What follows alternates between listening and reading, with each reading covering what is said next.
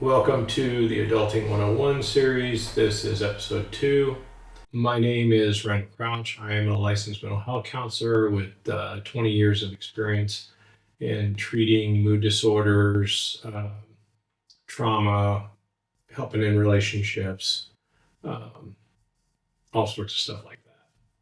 I've pretty much done all of it when it comes to mental health over the course of my career. Proud dad of 2 adult children. I have a son in his 30s. I have a daughter who's getting ready to turn 30.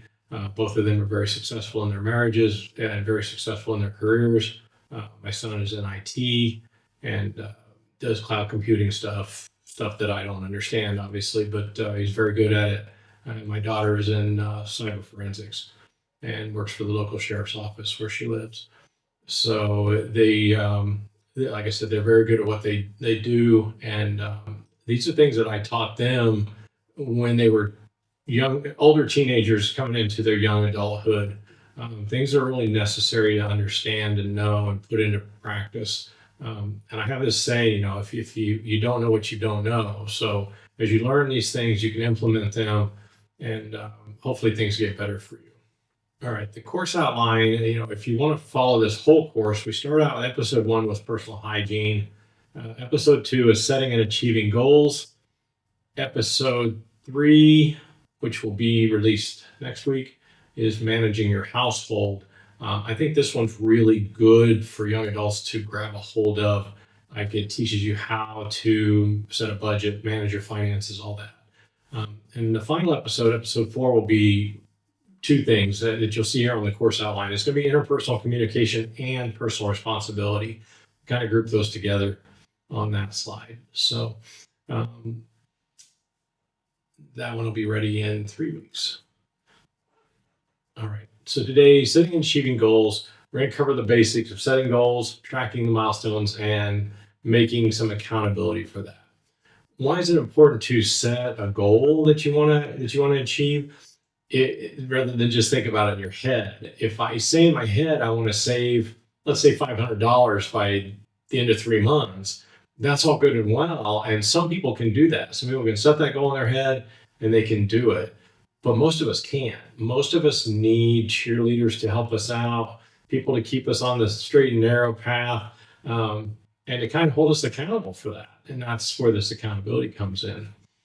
With my young adult clients, I like to set for them, I like to have them do a 6-month, a 1-year, and a 3-year life plan. You can do 6-month, 1-year, 3-year, 5-year, 10-year, 15-year, whatever you want to do. But I think that the shorter time frames for achievable goals, like my example before, I want to save $500, that would be a 3-month plan or a 6-month plan, depending on your financial situation, or maybe a year plan, depending on your financial situation. But you don't want to make that a 10-year plan because that's kind of extreme and not really helpful in the short term anyway. So set goals that are realistic and achievable in the time frame you designate. So again, this is you designate this. If this is something you want to do, you set the time frame for it, but make it something that's reasonable, and make it something that's achievable as well. If you set a goal to save $100,000 in 6 months, but you only make $35,000 a year, you're not going to meet that goal, obviously, and that could be disappointing. So you read in books sometimes or hear stories about people when they're young, they write themselves a check for $1 million and they can't wait till the day they can actually cash that. Nothing wrong with that. It's setting a goal, and it's having that purpose and focus, as long as you have a plan on how you're going to make that money. And it doesn't overwhelm you doing that. All right. Keep a written record of the goals that you set and share this record with others. The thing I tell my clients is, hey, put your goal with the milestones on a piece of paper, written out. This is what I want to do. Pop that thing on your refrigerator, and if your roommate or if you still live with your parents or girlfriend, boyfriend, whatever, have them just check in on you every now and then with that. Tracking milestones. Track milestones on your written record and share with others. That's kind of what I was talking about earlier. This is a short lesson because it's pretty easy to do this, and to be able to achieve those goals and that sense of achievement that you get from that. It does boost your confidence for the next goal you want to set. In 6 months, I'm going to save $1,000 for emergency fund milestone. I have 500 in my savings account at end of month 3. That's on track. So if you've got people that are kind of encouraging you, cheerleading you, you have that to say, hey, I got $500 here. I've just got 500 to go, and I got 3 months to do it. Yay! Pat on the back, keep it up. Off track goal in 6 months, I want to save $1,000 for emergency fund milestone. I have 300 in my savings account at the end of month 3. How do you make up that difference? How do you justify to yourself and to your cheerleaders extending your goal out if necessary? Okay. In this case, shame can be a little bit good because you're like, okay, I should have saved that extra 200. Let me catch up and do this. All right. Accountability. Sharing your goals and milestones with others is a great method of helping with accountability. It's really the only method to help with accountability for most of us. We need somebody else to say, hey, you're doing a great job, or hey, what's going on? Help me understand why you're lagging here. And I said this before, put your goals and milestones on the refrigerator, ask a roommate to keep you honest. Those holding you accountable should not nag, belittle, or be negative in any way toward you or about your goals and milestones. They need to be cheerleaders. They need to be encouraging. They need to be positive about it. It's really important that happens, because if you have somebody that just nags you, you're going to shut down. Most people do shut down. Successfully completing goals is very satisfying and aids in personal growth, self-discipline, and accountability. I'm a big fan of when you make your goal and you achieve it, you have a little celebration. If you saved $1,000, don't go below $1,000, but treat yourself to something nice, whether you make a nice homemade dinner at home or whatever it is.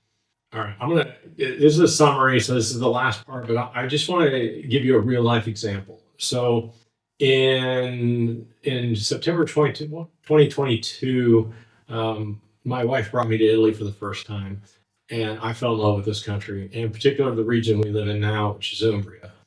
We're on the Tuscany border, and I can go into Tuscany and Umbria. I walk a block up my road, and that's Tuscany. I get rolling hills all around. This beautiful, beautiful place. And we had decided at that point, hey, why don't we look at saving some money, buying a little apartment somewhere, so when we retire, we can retire in Italy. It'd be a great retirement plan. We're young enough. We're not going to retire for many years, and we have time to do this. So we wrote it out. My wife actually made I think she called it her vision board, and she had pictures of the villas that we might buy, and all of this stuff, and the rolling hills and all of it. It was there on the vision board right there. And then Hurricane Ian hit. We were living in Florida, and Hurricane Ian destroyed our farm and really kind of took the wind out of our sails for wanting to go through a hurricane again. For me, it had been one of just dozens over the 2 decades plus I'd lived in Florida. So I was done with them. And we just had a series of events that happened after that we said, you know what, we can live and work in Italy, and we don't have to be going through hurricanes anymore. Now, we decided at that point to set a pretty significant goal, and it was all written out. How do we go about, what are the steps for going from living in Florida to living in Italy, in a foreign country? And it's a big process. And we actually set a 2-year plan on how we were going to do that. So we needed to be able to fix our farm, to sell our farm. We needed to sell it for enough money so we had money to make the move over here, to be able to put a down payment on a house, all of the things that we ended up doing. So it was all listed out, and my wife and I held each other accountable. That's where we at with this, what's going on with this. We had to do immigration paperwork. We had to do all sorts of things like that. So she didn't have to do immigration paperwork. She's an EU citizen. I had to do immigration paperwork. And that was all part of the process in doing that. So we achieved that goal in October of 2024, and we moved here. And then we bought the house that we're in January of this year. So when we're in the process of remodeling it's and that has a whole other set of goals, by the way. So it's just kind of perpetual. You go from one goal to another, and how do you achieve that? So here's a summary. Setting goals, we set realistic and achievable goals that can help you fulfill your dreams. Your dreams. Okay, keep that in mind. You're not doing this for anybody else. You're doing this for yourself. You're going to track the milestones. Keep a written record of your goals and milestones, including off-track milestones. If you have a setback, you have a setback. It happens. Um, we didn't really have any setbacks other than we had a cell fall through on our farm, and that was disappointing. But we kind of anticipated that it might, because you can get a feel for people and what their capabilities are when you meet them. You really get to talking to them. If you ever sell a house, you'll know what I mean. Some people talk up a big talk and then they don't have the financial backing for it. So we kind of knew, so we didn't get our hopes up with that. And then the family that ended up buying the farm, after meeting them and talking to them, we knew they were going to pay asking for it, and we were going to be good to go. And that's what happened. So it all worked out. Accountability: utilize roommates, family members, friends to hold you accountable to your goals and milestones. Again, we're using these people to help be cheerleaders and encourage us. All right. I hope you enjoyed this episode. I know it was short. Like and subscribe, and I'll see you next week with episode 3.